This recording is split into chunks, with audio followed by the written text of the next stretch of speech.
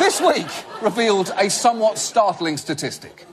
A new report from USA Today found Trump and his businesses have been involved in at least 3,500 lawsuits over 3 decades. 3,500 lawsuits. That is unprecedented for a presidential nominee. In fact, if each lawsuit involving Trump were the basis of an episode of Law & Order, they could sustain all 456 episodes of the original, all 389 episodes of Law & Order SVU, all 195 episodes of Law & Order Criminal Intent, and all 22 episodes of Law & Order LA, as well as every episode of The Practice, Ally McBeal, LA Law, Boston Legal, Night Court, The Good Wife, Matlock, Jag, Perry Mason, Judging Amy, The Guardian, The Public Defender, Owen Marshall, Counselor at Law, Harry's Law, Courthouse, Suits, Family Law, Sweet Justice, 1971's The DA, 2004's The DA, Reasonable Doubts, Damages, Shark, The Defenders, The Paper Chase, Head Cases, Judd for the Defence, and all 3 episodes of NBC's First Years, and at that point you're still missing 1 lawsuit, but you've also basically run out of television shows about lawyers, meaning Trump's lawsuits exceed the limits of the fucking genre. Now, many of Hillary's most famous scandals have been heavily litigated in the past. For instance, Whitewater. Now, more than 6 years of investigations by 3 different prosecutors and multiple congressional committees failed to find sufficient evidence of wrongdoing. Then there was Benghazi.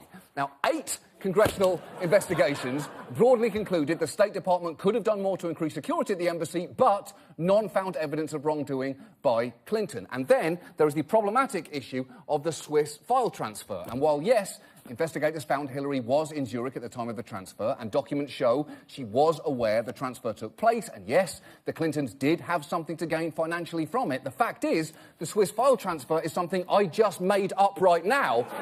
But the very fact that for a second you kind of remembered it says something about the tone of coverage surrounding Clinton. I would like to show you something he said recently, and before I do, he has clearly said countless awful things throughout this campaign, any of which would disqualify any other candidate. Just this week, he declined yet again to release his tax returns, lied about getting a letter from the NFL agreeing with him that the debate shouldn't clash with football games, called Angela Merkel a moron, implied that Brazil brought the Zika virus on themselves, and encouraged a foreign powers hack of his political rival. Now, 2 of those didn't happen, but you're not sure which 2, and that's kind of the point, isn't it? And look, I would love to say that that was Trump's low point of the evening, but there were so many more.